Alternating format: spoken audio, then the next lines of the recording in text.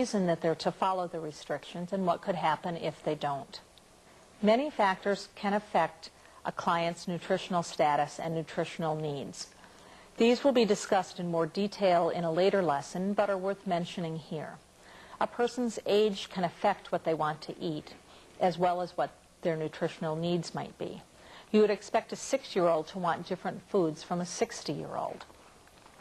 A person's culture and religion will also affect what they eat, and often the types of meals that they desire. Many farmers eat their main meals at noon and have large breakfasts, while others prefer to have big meals in the evening. People who follow different religions might avoid certain foods. Both Jewish and Muslim people typically avoid pork products. Seventh-day Adventists often are vegetarians or don't take caffeinated products. As a caregiver, we need to know what is acceptable or what is to be avoided with our particular clients. Finances will also play a big role in the food that a person chooses, especially if they're living at home. This can also affect whether a special diet is followed or not followed. Health will also affect how a person eats. If someone is in pain or if they're feeling nauseated, they're not going to want to eat. Someone with breathing problems or who is weak may not be able to stand up long enough to prepare a meal and then have the energy or the breath to eat the food.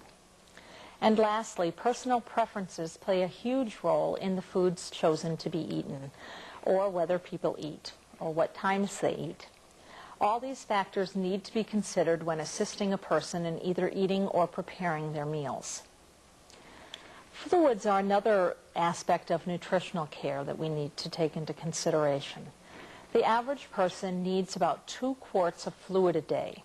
This includes water, milk, juices, sodas, Kool-Aids, but generally caffeinated beverages are not included in that 2 quarts. And that is because caffeine acts as a diuretic. It will pull water out of you, so it's sort of defeating the purpose of getting the fluid in. However, if a person is on a fluid restriction, you need to include every fluid, whether it's caffeinated or not. When looking at fluids, we consider what's called fluid balance, and that means that the amount of liquid taken in needs to equal the amount that's expelled. Fluids are expelled in urine, in sweating, and in breathing. Normally, our bodies regulate our fluid balance automatically. If we drink more liquids, we'll end up urinating more. If it's hot outside and we're sweating a lot, we typically feel thirsty, so we drink more. Or if we're not drinking more, we'll produce less urine. Our bodies typically will do that automatically. But with some disease processes, that doesn't happen, or sometimes medications we're taking may alter that fluid balance, or someone just may not be drinking and they're just not drinking enough, but they're still putting some urine output on. And that's where you might run into fluid balance problems. And those 2 problems are dehydration and edema. Dehydration is when a person is expelling more than they're taking in. If a person has a fever, or if they're sweating a lot, or if they're not drinking as much as they normally are, they might get dehydrated. Some symptoms of dehydration are a very dark-colored urine, dry, cracked lips, and dry, flaky skin. Or if a person, normally someone that you're taking care of, if you notice that they're suddenly urinating a lot less than normal, that can also be a sign of dehydration. Often a person, especially an elderly person, will get confused when they're dehydrated. And that frequently can be a sign, oh gosh, someone is saying silly things or acting more confused than normal. You might immediately want to check, have they been drinking enough? Or when they go to the bathroom, check the color of their urine to see if it's really dark. And edema is the opposite of dehydration. It's an excess of fluid. The most common site of edema in the body you'll find in the legs, ankles, and feet. But edema can be found anywhere in the body. Edema is usually seen if people have heart or circulation problems. And with edema, a person might be placed on a fluid restriction.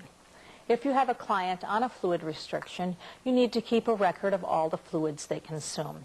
You'll need to ask them what they drank prior to your coming to their home, or if they had a drink of water when they were in the bathroom, or just anytime you need to be checking on their fluid intake throughout the day. Remind them that the water they drink while they're brushing their teeth needs to be counted as fluid.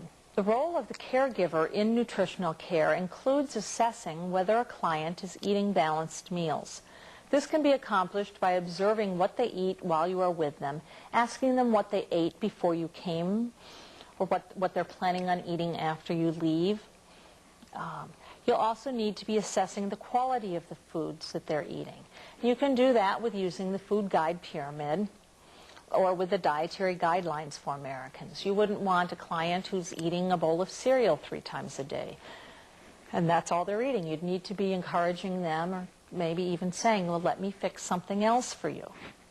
You could sometimes tell, if you're working in home health, that there might be a problem with nutrition if you look in their refrigerator and there's nothing in there, or if there's no food in their cupboards, then you know that there may be a problem. You also need to determine whether they're eating enough food. Are they losing weight? Do they have enough energy to function during the day? If they have wounds, are the wounds healing? All of these things will be affected by their nutritional status. And as a caregiver, one of your jobs will be in helping your clients follow their prescribed diets and encouraging them to make good food choices.